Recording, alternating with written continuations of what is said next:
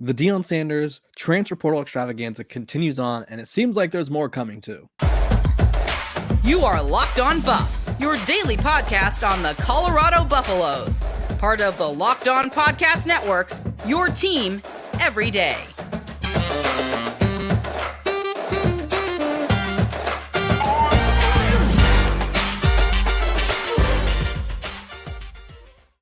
Welcome to Locked On Buffs. I am your host, Kevin Borber. Today's episode is brought to you by FanDuel. Make every moment more. Right now, new customers can get $150 in bonus bets guaranteed when you place a $5 bet. Visit FanDuel.com/lockedon to get started. We are also brought to you by the Locked On Podcast Network. It's your team every day for free and available wherever you get your podcasts. I appreciate you guys for tuning in, making me your first listen of the day. Like I said, free and available wherever you get your podcast. Coach Prime, Colorado, they add yet another transfer, a brother of another transfer. They added a linebacker that I think was in need. I think it's a not like the craziest addition, but I do think it's one that they will greatly benefit from because obviously they lost out on DJ Lundy from Florida State, and they also just had a lot of issues at linebacker. So his name is, and I'm pulling up all of his grades and stats right now, so that way I could tell you guys a little bit about him as I give him the breakdown. His name is Jaylen Wester. He is the brother of wide receiver LeJohntay Wester, who was one of the top wide receivers in the country this past season at Florida Atlantic. And Jaylen is also coming over from Florida Atlantic. And let me tell you, while I do think his size is kind of an issue, his ability to help stop the run translates to any level, any position. I don't know if he's going to be more of like a safety hybrid when he gets to Colorado because they have him listed at 6 foot, 200 pounds. So he's not too imposing of a guy. But when you look at his overall grades, he graded as the 25th best linebacker in all of college football, which is very good. He had a, 84.5 grade overall. And the grade that stands out to me wasn't his pass rush. I don't think he'll ever be used as a pass rush guy. Don't think that's what he's there for. His coverage grade was a 68, so not bad. But his run defense grade is currently was the highest in college football, a 94.2. So he had and he played 185 snaps of run defense. So that is pretty significant. Obviously, there's guys who played a lot more, but he had quite the grade. I think he was kind of a rotational guy, or will be a rotational guy for Colorado. Again, he's not going to come in. He's probably not going to start for Colorado. If he does, I think the linebackers have some issues. But you look at their depth chart, and realistically, the linebacker unit was one last year where people got on me for saying that it wasn't what it needed to be. But you don't move Trevor Woods, who's a really good safety, to linebacker if you got it situated. So Trevor Woods, I expect to be a linebacker again. They have Brennan Gant. They brought in Jawan Mitchell, who obviously, as we saw in the Amazon doc, was not on good terms with Coach Prime, at least when we saw him on there. He was cut from Arizona State for not fitting the culture, I believe is how they worded it. And then he comes to Colorado, obviously had a few weeks where he didn't play, and Coach Prime kind of didn't comment on it. And then in the documentary, you show him he's on the phone while they're having a team meeting right before the game. And yes, it was to get a blessing from his aunt. But again, why are you on your phone right before the game? I don't know. Wrong place, wrong time maybe for him. But either way, they have Demoy Kennedy, who came over from Alabama. Didn't do a whole lot of anything. Obviously, a lot of their transfers they were either hit or miss, I would say, for the transfers for Colorado. And so I think by adding Wester, I don't think he starts right away. If he does, he obviously needs to get a little bit bigger. He needs to bulk up. But hey, it never hurts to have depth. It never hurts to have kind of like this, like, I don't want to say a body, but you have a body out there.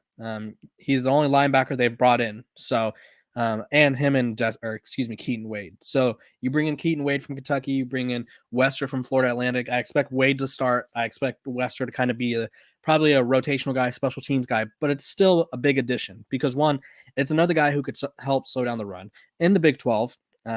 Let's look this up just out of pure curiosity. NCAA rushing leaders. I think the Big 12, while we used to think of it as like, oh, they don't play defense at all, they just throw the ball all over the yard and it's just this, that, and the other. They have Ollie Gordon, who will be returning next year at Oklahoma State. They have Taj Brooks, who I believe is coming back at Texas Tech. Let me confirm that real quick. He was another running back that was a stud this past season. Yeah, he's going to return for a final season. So Ollie Gordon had 1,700 rushing yards. Taj Brooks had 1,500 rushing yards. RJ Harvey at UCF, he's another guy who he's an older guy. Let's see what his status is. Returning for 2024. So 3 of the top 10 running backs in college football are in the Big 12. So it's going to be a heavy rushing attack. It's going to be a lot of running the ball. Amani Bailey from TCU. Obviously, we saw TCU torch Colorado this past season in the rushing attack. So you have to be able to slow down the run in the Big 12. I think a lot of people don't realize that because we think of like the Baker Mayfield, Patrick Mahomes game where it's like Patrick Mahomes throws for like 700 yards and still loses. Baker Mayfield throws for like 800 yards, and it was just the crazy game. And we think of shootouts and we think of all this. And I think there will be those games. But I also think you got Utah.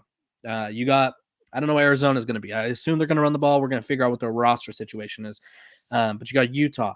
You got Oklahoma State. You got Texas Tech. You got UCF, who has KJ Jefferson too, who's a really good rushing quarterback he's kind of big. He's a big dude. And he could obviously throw and all that, but he's a dual threat.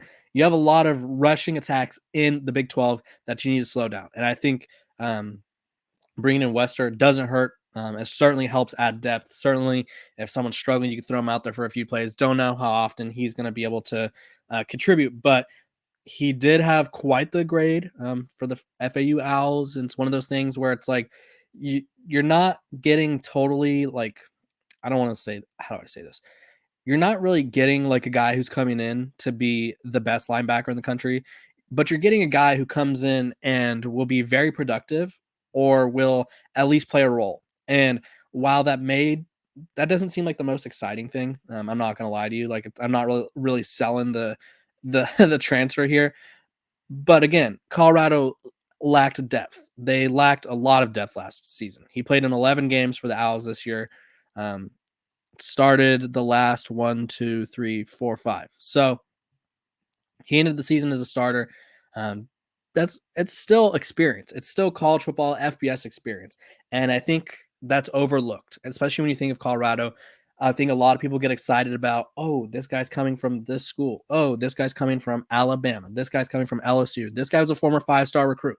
It doesn't always mean a lot of things where they come from. It's what they bring, what their role is. Sometimes you're coming to play a role. Not everybody is going to the NFL and not everybody is a star player. And it's not to say that Wester can't be a star player. I imagine his brother's going to be a star player for Colorado.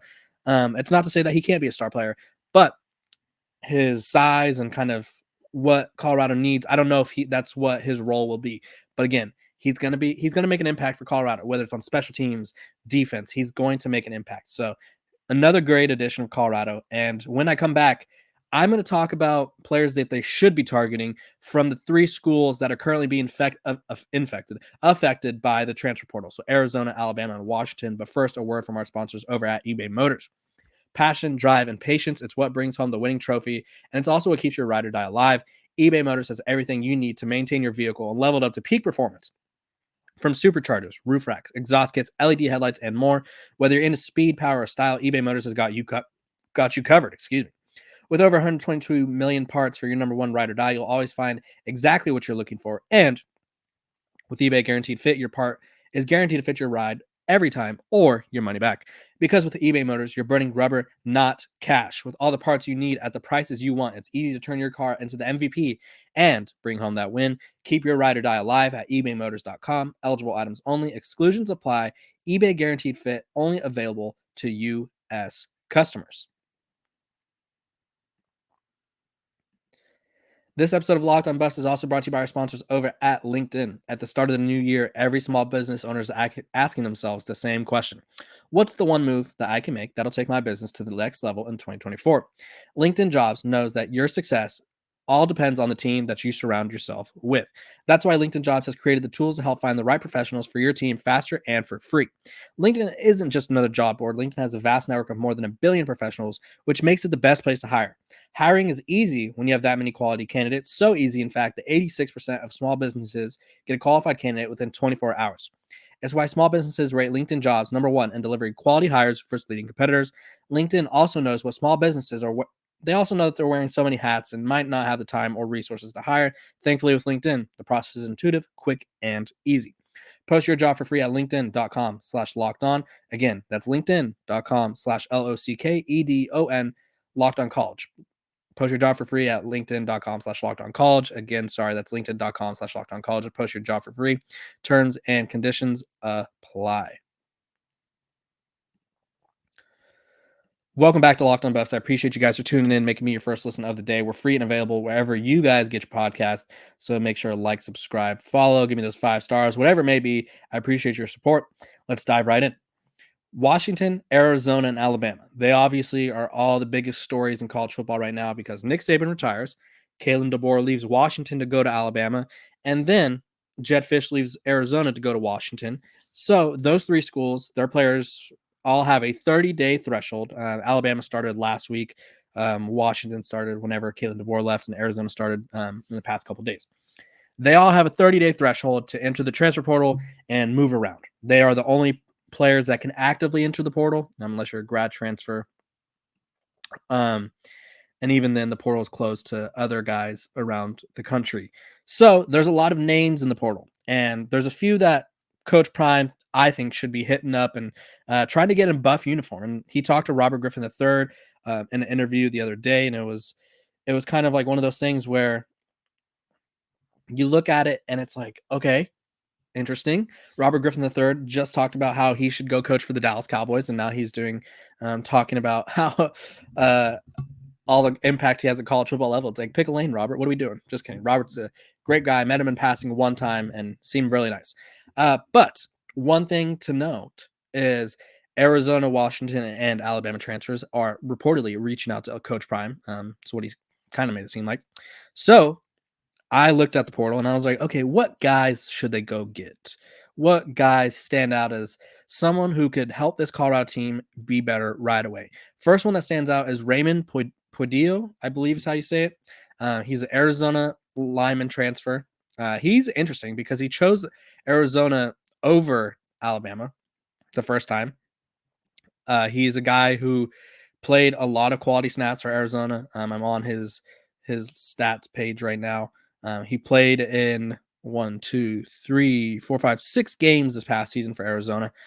More depth, more size for Colorado, 6'6". Could kind of move all over the line, it seems. Obviously, the more help they get, they lift him as a tackle. So the more help, the better. I don't know if Coach Prime has any interest in adding to the defensive backs, but there is a transfer by the name of Jordan Shaw who transferred to Arizona from Indiana and was there for about 5 minutes. And obviously, Jedd Fisch leaves. He's a freshman from California. 12 total tackles, half a sack, 1 pass deflection, 6 foot 170. I mean, it doesn't hurt to take a flyer. I think you could always have a lot of depth in the secondary and it won't hurt you. But this next one is where I'm like, this would be huge. Obviously, he's projected to end up at Iowa. Caden Proctor, 5-star offensive lineman, 5-star transfer.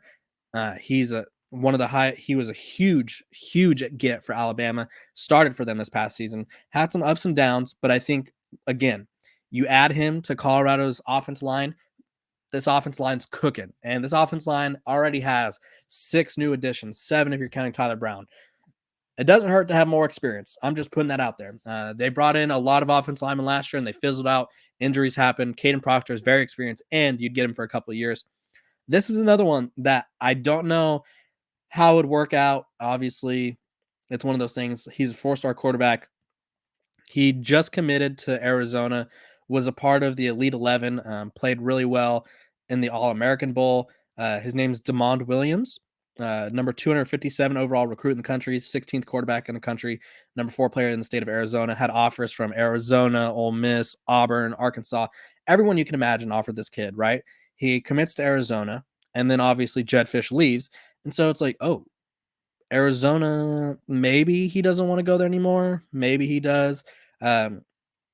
He in the All-American Bowl, which is some of the best players in the country, threw for 181 yards, 2 touchdowns, completed 15 of 19 passing attempts, and then he also rushed for 38 yards and a rushing touchdown. So dude was balling. So obviously, and I say this, they don't need a quarterback for this year. But I look at their quarterback depth chart, and it's like Shedeur Sanders, great, probably going to be a first round pick next year. And then it's like Ryan Staub did really well in his reserve duty. And then they brought in the Wade twin, and then they brought in Walter Taylor. And I look at Staub, Taylor, and Wade, and I'm like, serviceable backups. Don't see a future quarterback in that room. I don't. I don't think the future starting quarterback after Shedeur is in that room right now. But I do think if they get Damon Williams, who was going to Arizona, knowing that Noah Fafita was there, he obviously is. No player is okay with being like, I'm not the starter, and that's fine. But he obviously knew that was a possibility at Arizona. So I think if he goes to Colorado, sits behind Shedeur Sanders a year, learns the system, that'd be a perfect passing of the torch from Shedeur to Demond. I'm just saying, hear me out.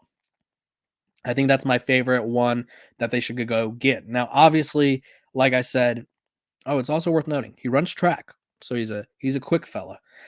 It's also worth noting he has a crystal ball to Washington right now. He's expected to follow Jed Fish there, and honestly, Washington makes a lot of sense for him if he wants to play right now because they don't have any scholarship quarterbacks on the roster, which is kind of a crazy thing to say. And then for Washington, I look at a guy like Julius, I believe it's Bulow. I don't know how to say that. But he appeared in 19 games, made 5 starts in the 2021 season. Saw action 12 games this season, missed 2 games due to injury. But again, experience, size, depth at this offensive line. I think you could probably bring in 5 more offensive linemen, and I think that'd be great for this Colorado team. Now, obviously, I don't know where they are at the scholarship threshold, but the more offensive linemen, the better. You don't want injuries to happen. You don't want to repeat of last year where it's like, okay, this group isn't good. Who do we turn to? Now, I think this group is much better than last year's. I'm going to say that. I'll say it 1,000 times. This group that they brought in is way better than last year's. It's just, I think there's room for improvement. I think there's always room to be added. There's always room to be kind of, I guess, not plotting, but plotting to get better. It doesn't hurt to get better. And then I know that they brought in Chaman Mateer already at tight end, but does it hurt to have another tight end come in, add more experience? Dorian Thomas, 6'5", 250. This one is interesting because he's like Williams, the quarterback. He is crystal ball to Washington, Arizona transfer, and he's from Washington. So does he want to return home? Maybe. But yeah, so those are some of those guys. Alabama-wise, Alabama's a little tougher because their guys are getting picked up right away. Trey Amos is projected to end up at Ole Miss. This would have been my top one. I had 2 top ones from Alabama and 1 from Arizona. Roydale Williams, the running back, ended up in Florida State. Jonah Coleman, the running back at Arizona. If I'm Colorado, I go get him. He's probably the starting running back right away. I know they have Dylan Edwards. I know they have Alton McCaskill returning, but proven commodity over guys that are A, undersized, and B, haven't played a meaningful snap of football since 2021. So yeah, I really think that they could go there. I'm going to look at Alabama's transfers as a whole because I know they had a huge exodus.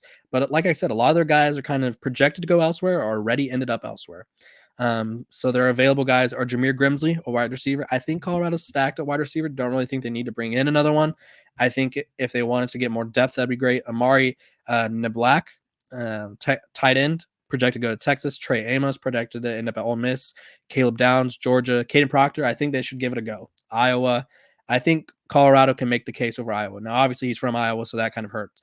But other than that, that's kind of it for Alabama. They have that's everyone else is committed elsewhere. And so those are the guys, mostly from Arizona and Washington, that I would pursue if I was Colorado.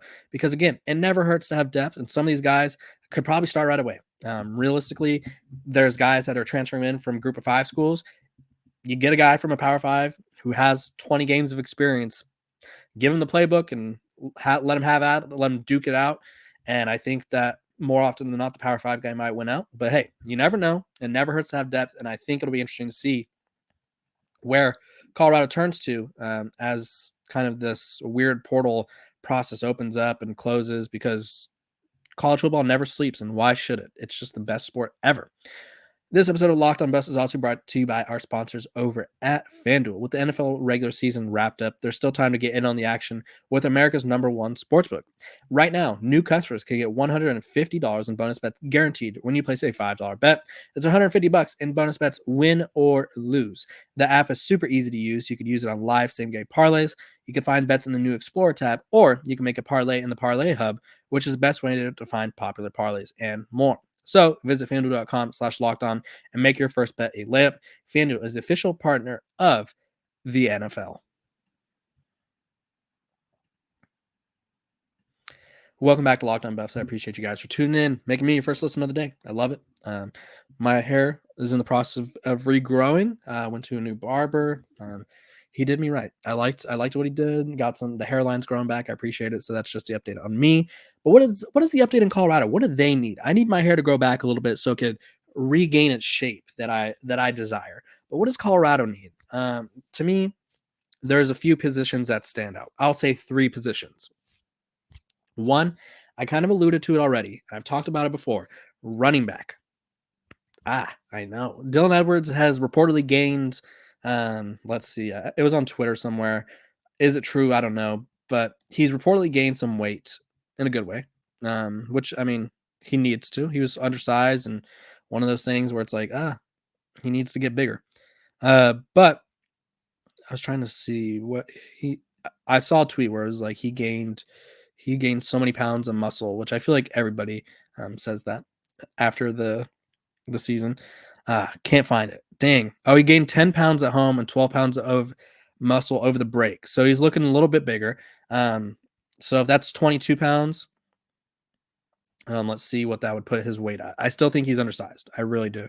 I imagine he was at like 156 last season. So this will probably put him in the 170s, which is still fairly small. I won't lie to you. Yeah, so he was listed at 170. So they're telling me that he's now going to be 190. I don't buy that. At 5'9", 190, not buying it. But hey, he's a speedy guy. I think he'd be a great slot receiver. I'm going to die on that hill. I really will. But you got Dylan Edwards, who's undersized, regardless of the 10 or 12 pounds he gained. Then you get Alton McCaskill. Is he going to return to form? He has an ACL injury. They're tough to come back from. He obviously wasn't ready to come back last year. Did his rehab go well? Is he going to be as explosive as he once was? Is he going to be as explosive as he was in 2021 at Houston? It's literally 2024. He hasn't really played a big game since. And then they bring in a running back. They bring in Michael Welch. I like it. Could play freshman, maybe. But if there's a running back out there in the portal, go get him. If Jonah Coleman has any interest in coming to Colorado, bring him in. He absolutely gashed Colorado. He absolutely gashed pretty much every defense he went up against. It doesn't hurt to have depth. Injuries happen. Scheme fit happens. Things happen. Like, obviously, if Colorado wants to have a more dependable running game, they need to have a dependable running back. And I don't think they have that. Second position. Tight end. Like I said, I like Chaman Mateer. They only have one tight end on the roster that I think is really worth mentioning. They obviously lost Mikey Harrison, and even then, Mikey Harrison was a receiver that got moved to tight end. So they have Louis Passarello. There's a tight end I know from the JUCO level that they might get to. Don't care. Bring another one in. More depth, the better. I think Chaman Mateer is going to be a great weapon, but you need more blocking. You need, again, injuries can happen. You never know. And then I look at, this is kind of like this is just adding to, I want to say the rich get richer in a way, but linebacker, obviously they just added another one, but go get more. I don't think the linebacker group is going to be as good as it should be next year, and I think it's going to be the weakest group. If I had to put money down right now, I'd say the linebacker group is going to be the weakest group on the team. Go get some more linebacker help. You guys comment below what you think Colorado needs, because I think it's running backs, tight ends, linebackers. Comment below. Tell me where I'm right. Tell me where I'm wrong. I appreciate you guys for tuning in to Locked On Buffs and making me your first listen of the day. Free and available wherever you get your podcast. I will see you guys tomorrow. Have a great day.